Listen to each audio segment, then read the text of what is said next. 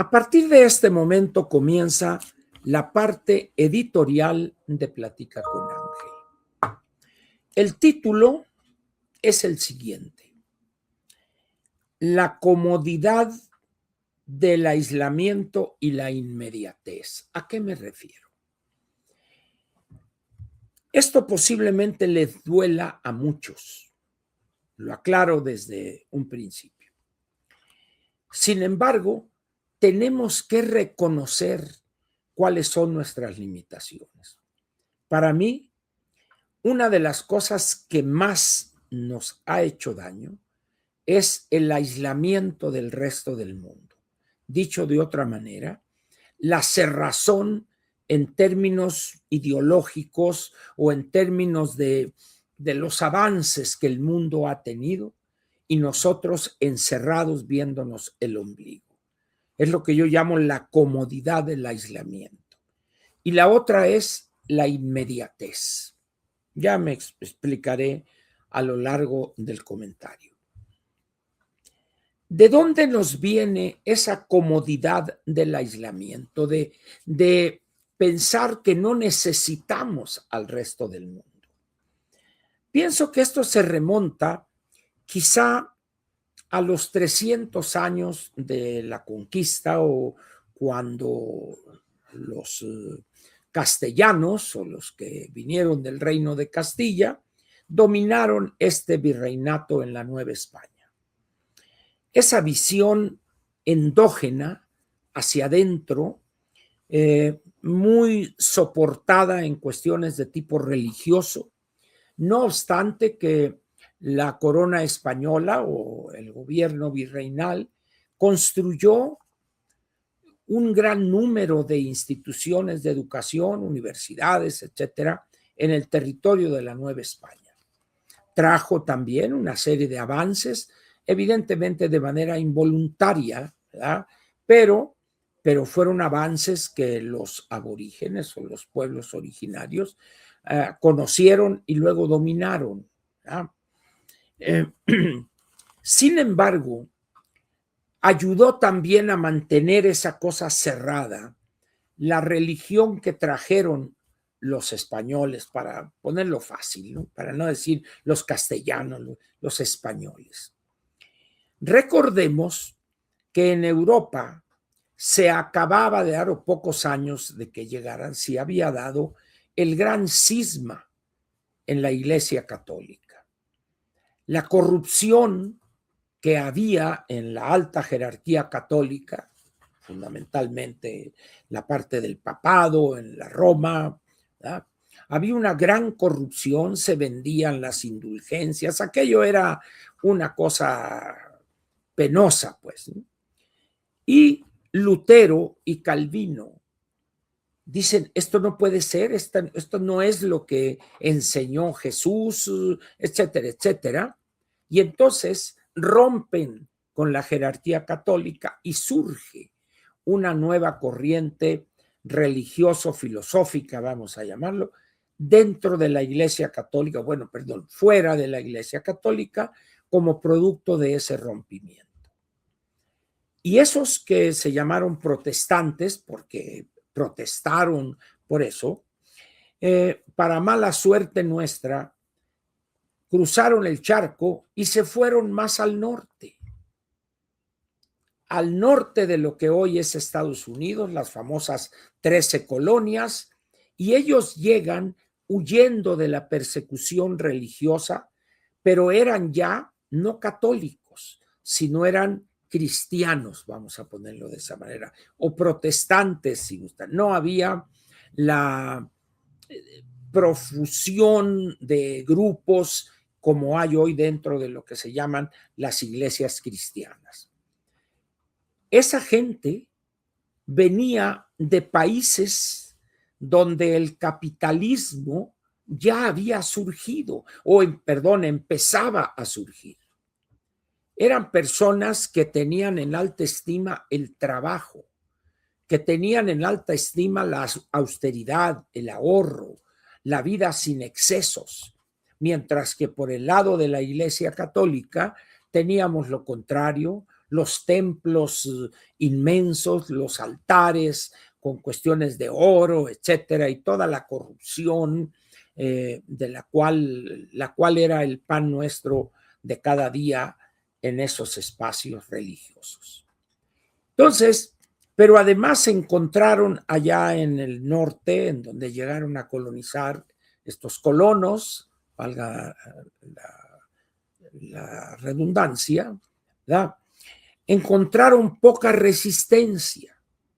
El nivel de desarrollo económico que tenían los grupos aborígenes, porque si decimos grupos indígenas se van a enojar los buena onditas, los ternuritas, ¿verdad?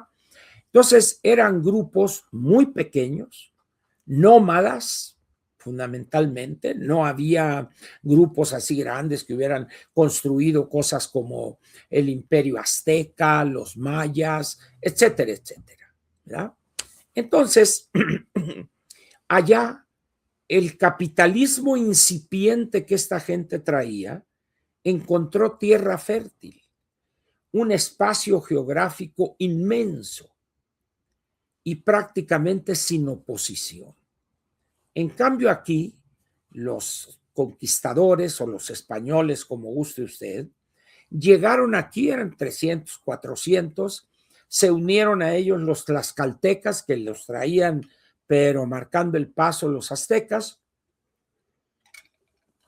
se unen con ellos, les dan callo a los aztecas y en ese momento empieza el imperio azteca a resquebrajarse y empiezan los españoles o los que llegaron a construir algo nuevo. El gobierno virreinal, vamos a ponerlo de esa manera, que tomó tiempo, tomó años por los ajustes, etcétera, y utilizaron como una parte importante de sus instrumentos de control la religión católica. Luego vino la cuestión de la Virgen de Guadalupe y toda esta cosa mezcla entre actos paganos, como dicen ahora, y la religión católica. Vinieron los misioneros a catequizar, etcétera, cosa que no sucedió allá en el norte. Muy bien. Eso formó una visión hacia adentro, porque en Europa también esa parte de los reinos que había en lo que hoy es España, también tenían una visión muy endógena. ¿Por qué? Porque era un sistema o rasgos feudales, campesinos o siervos, etcétera, y había muy poca industria. La industria estaba arriba en el norte de Europa, lo que hoy llamamos los países nórdicos, estamos hablando de Holanda, etcétera. Los banqueros estaban en Venecia, que eran los que financiaban los barcos o el viaje hacia China, hacia la India y traer especias, telas, etcétera, etcétera. Entonces estábamos fregados por los dos lados, porque mientras los del norte progresaban y dominaban y había un espacio tremendo que en principio pertenecía al virreinato de la Nueva España, pero no había gente. Estaban abandonados esos y los colonos empezaron hábilmente, con una visión mucho más moderna, empezaron a colonizar aquello. Ahí es donde estarían las raíces de esa visión hacia adentro. Y eso después de 300 años se convirtió en una cultura, en llegar a decir, ya en los tiempos modernos, nosotros no necesitamos de los otros. Como México no hay dos. México no necesita que le vengan a decir cómo hacer las cosas. En esencia, pues, se construyó para México una entidad cerrada, un país que no quería, que estaba consciente de no quería porque no necesitaba ver al exterior. Se encerró en sí mismo. Luego ya fue México después del 1821, etcétera, etcétera.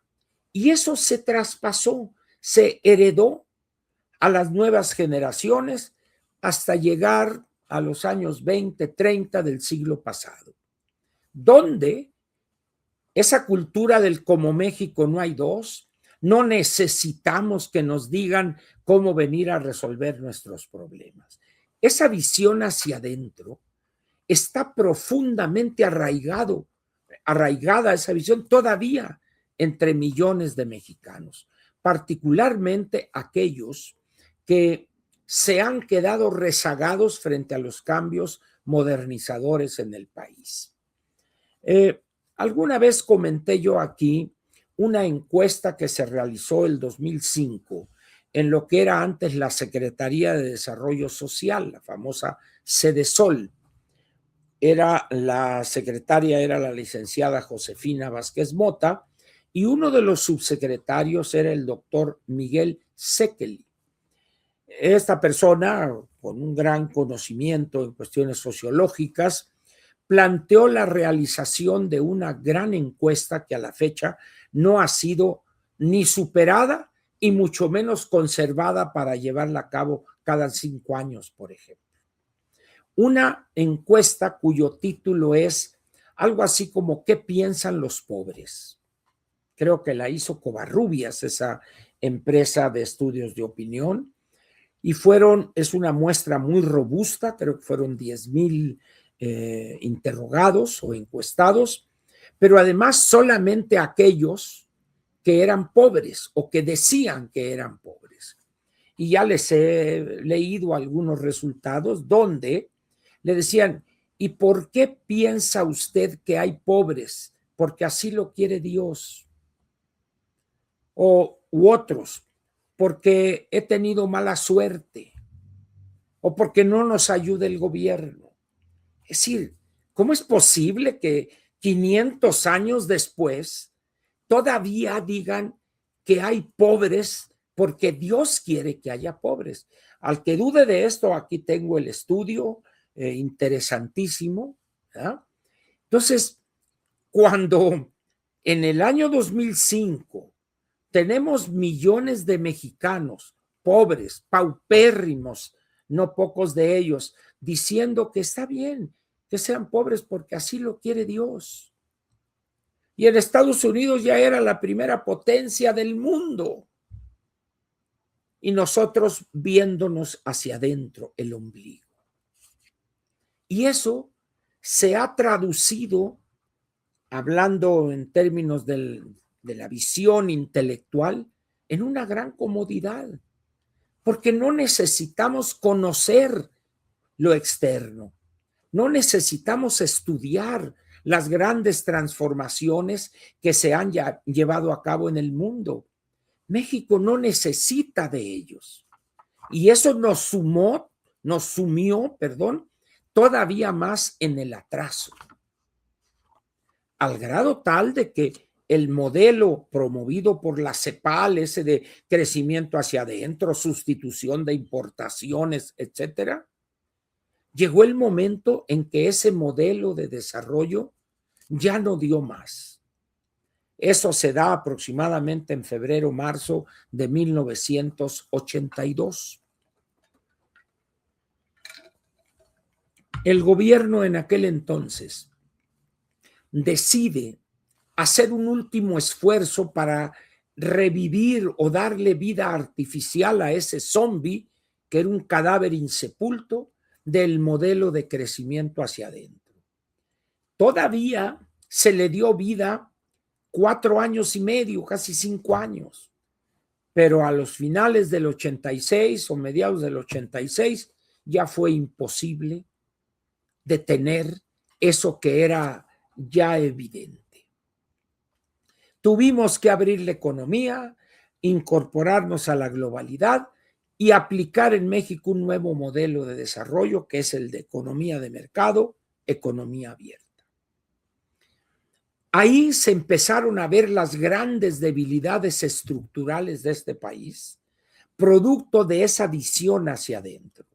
Leyes caducas, leyes acedas, que eran obstáculos para la modernización, para el crecimiento, y se llevó a cabo un proceso de modernización profundo en casi toda la economía mexicana, excepto en 2 sectores.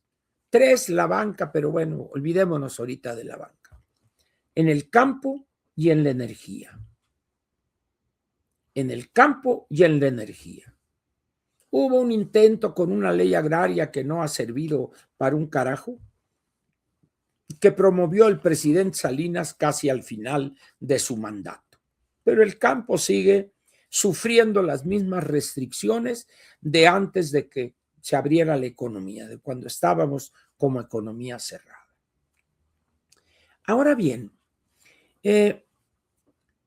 antes de que se abriera la economía, cuando yo en Ciudad Obregón les decía a la gente, señores, hay que prepararnos. Esto ya no da más. Hay que hacer esto, y miren, y hay que leer. No, Ángel, ¿cómo se va a abrir la economía? O sea, estaban aferrados a un modelo que a muchos agricultores en el sur de Sonora los hizo multimillonarios con muy poco esfuerzo. Porque esa es una de las características de las economías cerradas, que enriquecen a unos pocos en muy poco tiempo y de manera muy fácil.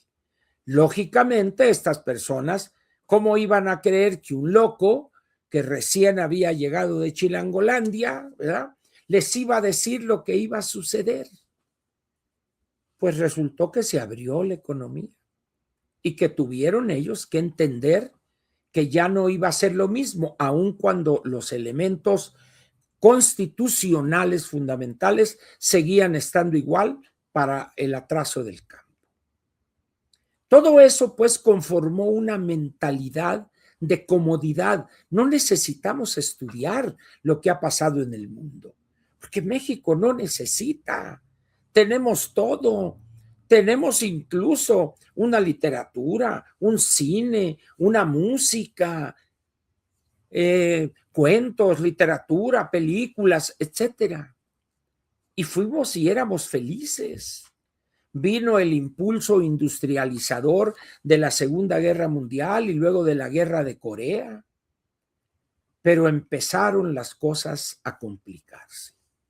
Empezó la fertilidad a reducirse, cada vez a haber menos niños y el mundo a cambiar de una manera acelerada. Pero nosotros teníamos esa visión cerrada, acomodaticia, que generaba una gran comodidad intelectual. No necesitábamos estudiar lo que pasaba en el exterior porque México era único. En ese sentido, pues, esa comodidad en el pensamiento, ese aislamiento de los grandes cambios, de las grandes transformaciones en el mundo después de la Segunda Guerra Mundial, ese aislamiento de esos procesos de cambio estructural nos hicieron un gran daño, que a la fecha hay grupos en toda la sociedad mexicana que consideran que la apertura económica fue un gravísimo error. Ahora tenemos otro elemento que ha causado un gran daño al desarrollo y a la modernización mexicana. Es el culto por lo inmediato. El mexicano es reacio a pensar más allá de los 6 meses o del Plan Nacional de Desarrollo, que no sirve para nada. Para nosotros es lo inmediato, la semana que entra, el mes que entra, el año que viene, el siguiente gobierno. El mexicano no tiene la educación para entender que tiene que intentar ver el futuro. Evidentemente nadie puede ver el futuro más que Walter Mercado y ya se murió. Pero cuando digo ver el futuro es entender la realidad que existe y tratar de proyectarla con ciertos ajustes lógicos, correctos, objetivos, para decir, la economía va a crecer en los próximos 4 o 5 años a una tasa de X%. La población en México va a crecer al 2% anual y de aquí a 10 años vamos a tener tantos millones de mexicanos, etcétera. Esa disciplina de la proyección, de la prospectiva económica, es lo que ha hecho grandes a otros países. Los orientales, por ejemplo, China popular entre ellos, tienen horizontes de 50 años.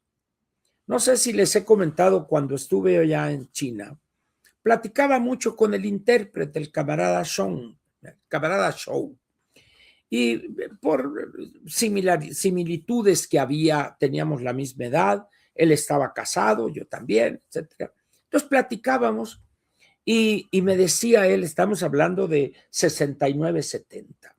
Y me dice, mire camarada, cuando recuperemos Hong Kong, que iba a ser en 1997, cuando se vendía aquel comodato que tenían con la Gran Bretaña por 100 años desde 1897.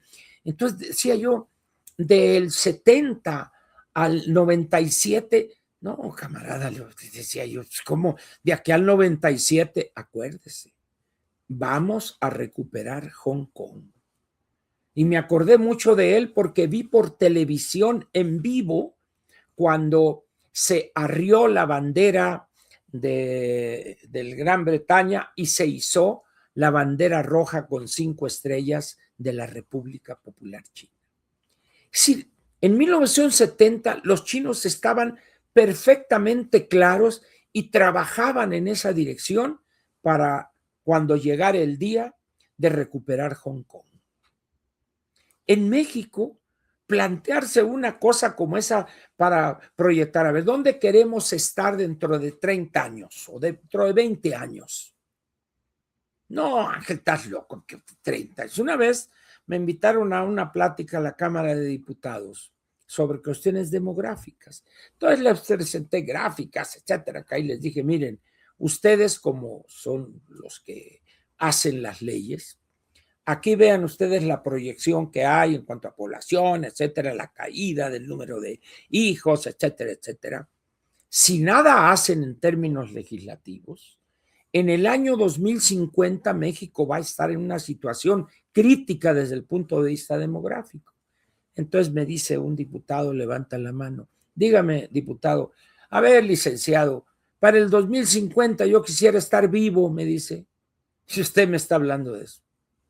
Tiene usted razón, le dije, ¿no? Sí, los mexicanos hemos sido educados para lo inmediato, para lo de ahorita, lo de mañana, del mes que entra, de la elección del 27. ¿Por qué no tratamos de visualizar cómo va a ser la elección del 30 y del 36, por ejemplo? ¿O qué habría que hacer para tener mayores posibilidades de derrotar a Morena el 30 o el 36? Estamos cerrados en el 27, esa inmediatez ahí.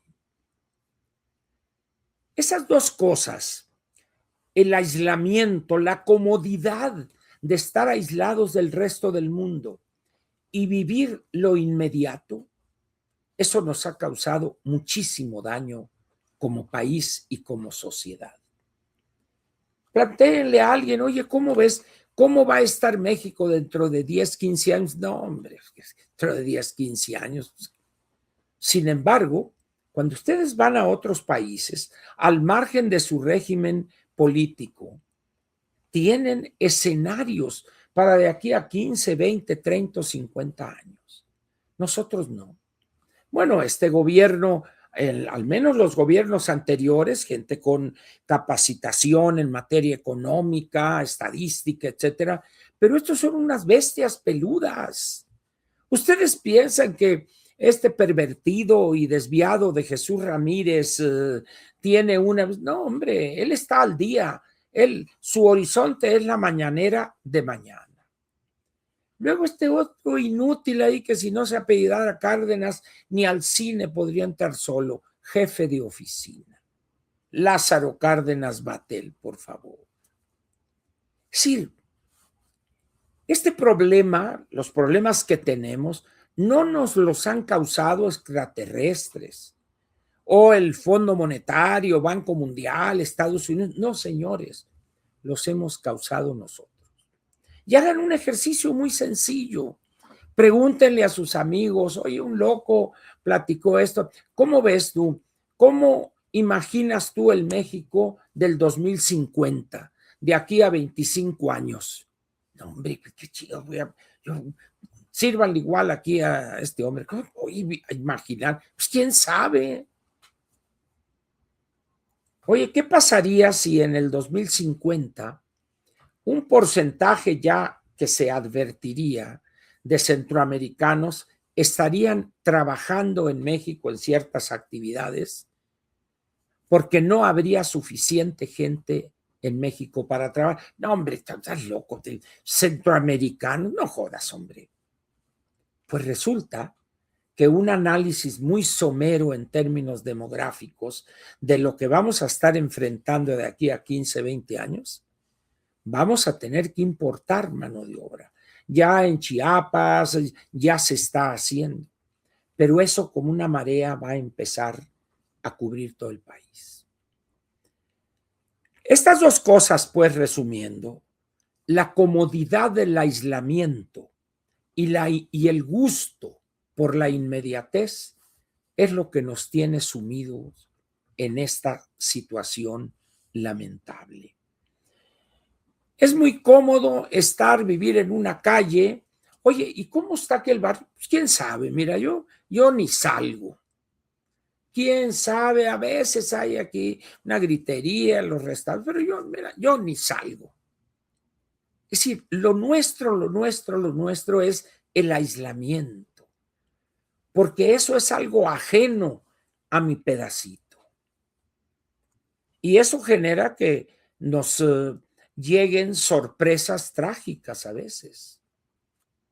No nos interesa el espacio donde nos desarrollamos, donde vivimos. ¿Por qué? Porque es muy cómodo. Eso atrofia la capacidad analítica de las personas. Y en el caso de la inmediatez, bueno, pues para nosotros es, ¿cómo voy a imaginar yo dónde voy a estar dentro de 10 años o 20, Ángel? Si no sé cómo vamos a estar aquí la semana que entra. Ese es el México de hoy. Claro, hay excepciones y por acá y por allá, pero en términos generales, esa es la situación. Ahora, esto que tenemos, la apertura económica entró en vigor el 1 de enero del 94. Perdón, el Tratado de Libre Comercio. Y la apertura entró en el año 87 ya de manera abierta cuando nos incorporamos al GATT. Pero para más fácil vamos a decir el 1 de enero del 94. Tenemos ya 32 años buscando una integración con los Estados Unidos y Canadá y se ha logrado. Si nosotros analizamos el monto de las exportaciones a Estados Unidos y las de Canadá, estamos en el 91-92%. Es decir, si de repente desaparecieran todos los demás países del mundo, pero solamente quedaran Estados Unidos, Canadá y México, no lo sentiríamos. No lo sentiríamos. Entonces, eso es un peligro ese. ¿Por qué? Porque necesitamos entender cómo está el mundo ahorita. Por ejemplo, si yo les dijera que ya Estados Unidos dio su brazo a torcer frente al reino de Arabia Saudita para que tengan su propio programa nuclear. Algo que Arabia Saudita venía buscando desde hace 32 años. Que habrá condiciones, tienes que reconocer al Estado de Israel y que esto y que el otro, pero aquella cosa que estaba, vamos a decir, prohibida, Arabia Saudita se convierte ya en esta declaración de Trump y el acuerdo con el rey Abdullah bin Salman, creo que es su nombre, ¿verdad? Arabia Saudita entra al club nuclear. ¿Y por qué razón? Porque se han dado cosas en esa región del mundo, particularmente el comportamiento de este gobierno teocrático de Irán. Entonces dice, pues yo no puedo, mi principal aliado, país petrolero por excelencia, y yo no lo puedo dejar inerme frente a esta bola de locos. Entonces, algo hay que hacer, bueno, pues que tengan también sus bombitas, ¿verdad? Es decir, el mundo está cambiando. China, ayer o anteayer, el mero de Toyota en el orden mundial hace una invitación a las compañías automotrices de fuera de China, a las occidentales y Japón y Corea, y les dice, señores, vamos a unirnos para poder competir con lo que se viene de China en materia automotriz. Es decir, para que Toyota, que es el primer productor de autos en el mundo, de combustión interna, por supuesto, en ese momento dice uno, chin, ¿qué nivel? Y pasó esto, se gestó silenciosamente. Los chinos empezaron con un plan de hace 20 años, vamos a controlar el mercado del automóvil en el mundo, y actuaron de acuerdo con esa visión. Acaba de anunciar la compañía Ford Motor Company una asociación estrecha con una compañía, creo que es Geely, para fabricar modelos de pe a pa en China. De pe a pa, diseño, obtención de autopartes, etcétera, etcétera, etcétera, con una compañía, la quizá la número 1 o número 2 en China. Es decir, ya esto es inevitable ya. Ahora dice uno, ¿eso es bueno o eso es malo? No es ni bueno ni malo, es resultado del proceso de cambio.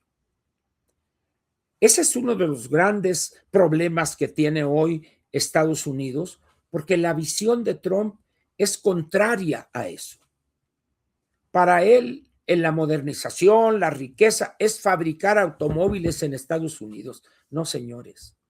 Esa es una visión que constituyó una era desde el fin de la Segunda Guerra Mundial a los principios de los años 20 del siglo XXI.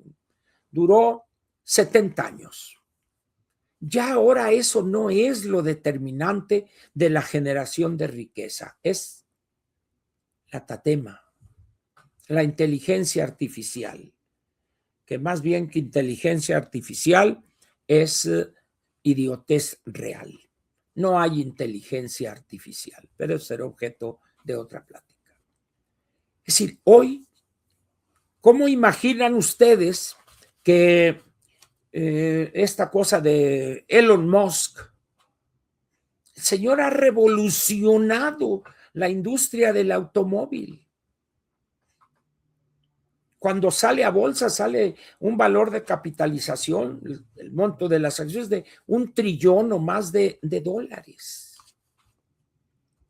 Pero resulta que Microsoft, Apple, Nvidia, Meta y otras 2 o 3 ahí, esas compañías, su valor de mercado son cientos de miles de millones de dólares y no fabrican un fierro.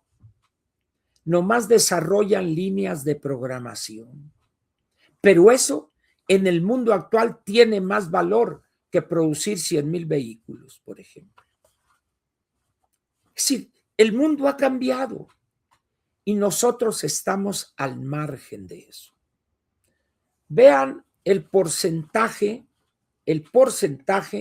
que ocupan en la oferta académica, o al menos de la matrícula, en la UNAM, ¿qué porcentaje lo ocupan? Psicología, literatura, lenguas hispanas, psicología, administración, contaduría, y mentiras, etcétera, etcétera. Y vean ustedes el porcentaje tan pequeño que es matemáticas, física, actuaría, etcétera. Es decir, seguimos con un modelo educativo que fue útil en los años 60, 70, pero hoy ya no. No estoy diciendo que no deban de estudiar filosofía, claro, pero la demanda del mercado, de la industria, está en otra parte. Hace 50 o 60 años, un profesionista se terminaba, se graduaba y todos los requisitos burocráticos y no sabía inglés y no le preocupaba. Hoy, en vez de andar preparando su tesis, le preocupa más no saber inglés, porque en los trabajos donde llega le dice inglés, bueno, 50%. ¿Qué quiere decir, señor ese? ¿Que lo habla de día pero no de noche? ¿Qué significa el 50%? O como dijo aquel, llegó una entrevista de trabajo, ¿habla usted inglés? No, señor, pero viera usted qué bien lo bailo, le dijo. Es decir, no hemos sido educados para entender que desde la Segunda Guerra Mundial se ha construido algo que se llama aprender inglés como el idioma universal. La lengua franca hoy, la ciencia, la economía, las finanzas, la mecatrónica, todo esto está en inglés.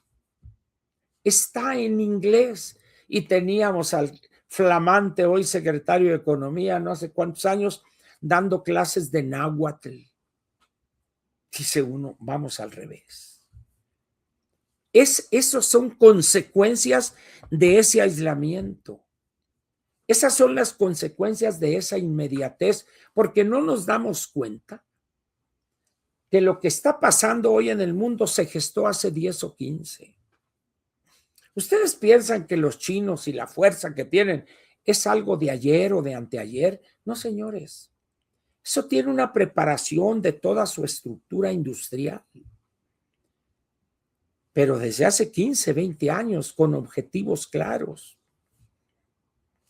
Por eso, señores, olvídense ustedes, pues, de que vamos a hacer esto. No vamos a hacer nada.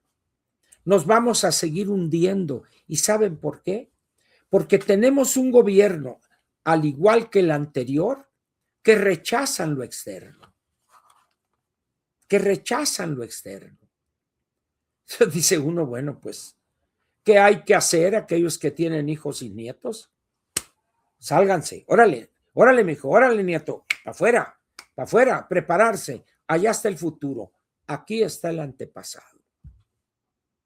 Si usted, teniendo recursos, no lo hace por un temor, por una visión hacia adentro, ese nieto o ese hijo no se lo va a perdonar usted en 20 o 30 años. Ahorita, si un joven graduado en la materia que quieran ustedes no sabe al menos inglés y champurrea otro idioma, va a ser un mudo.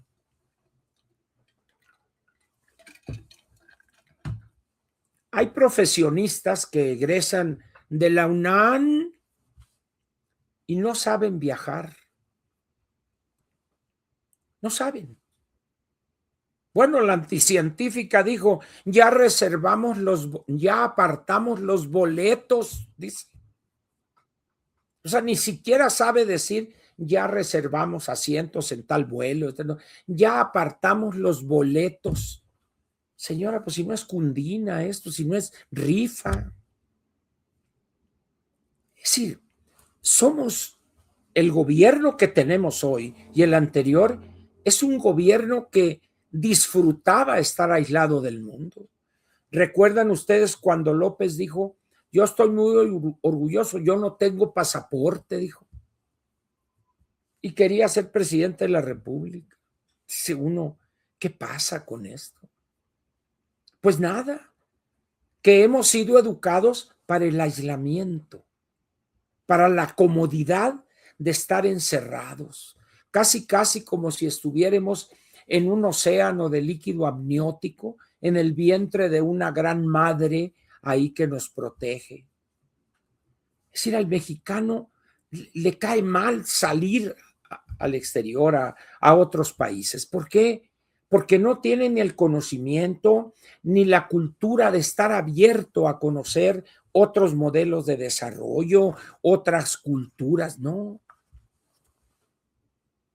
Platiquen con la gente, pregúntenle a sus diputados, a sus senadores, y se van a ir para atrás. Y son personas que tienen firula, de todo lo que roban. Así es, señores. Ese es el México, pues, que hemos construido. Un México donde cerrados cómodamente somos felices, con todos los problemas que hay aquí, pero aquí estamos, no necesitamos de los demás. Y solamente vemos de aquí a los 15 días, ¿no?, al mes. No te preocupes, hombre, Dios dirá, Dios proveerá. Bueno, y quedaría esta pregunta para ustedes. ¿Dónde están aquellas instituciones que deberían educar a los ciudadanos en lo que se refiere a abrir la mente para conocer lo que está en el resto del mundo? Para mí no hay otras instituciones que no sean los partidos políticos. Nada. Pero en fin, aquí termina pues la parte editorial de Platica con Ángel. Espero haber dejado en ustedes al menos una pequeña inquietud frente a sus hijos y sus nietos. Si usted es una persona que tiene más o menos recursos y acaba de terminar la prepa su hijo o su nieto, envíela a estudiar a otro país. Que en algunos casos se hace un gran sacrificio, es cierto, pero vale la pena. Lo decimos nosotros en carne propia. Pero es en beneficio de la siguiente generación. Es la experiencia menos egoísta de unos padres o de unos abuelos, porque todo se está haciendo para el hijo o para el nieto. Háganlo, hombre. No condenen a sus hijos y sus nietos a esta mierda de país que hemos construido. Eso somos. Ese es el país que hemos construido. Nos gusta la sociedad, la suciedad, el desorden, la corrupción, el desmadre. Vean ustedes lo que pasó en los 3 juegos o 4 del fútbol. Véanlo. Ahí están los videos. 5 muertos, aplastados. Dice uno, ni los trogloditas, ni los hombres cavernarios, pero en México se dio. Ese es el México, señores, que hemos construido. No hay otro. Ese es, repito, el México que hemos construido. Lo siento por las nuevas generaciones porque la van a pasar mal. Aún teniendo recursos ilimitados, la van a pasar mal, porque no van a poder salir a la calle con seguridad. Así de sencillo. Muchas gracias, pues, por su presencia y atención prestada a esto que les comenté en el editorial.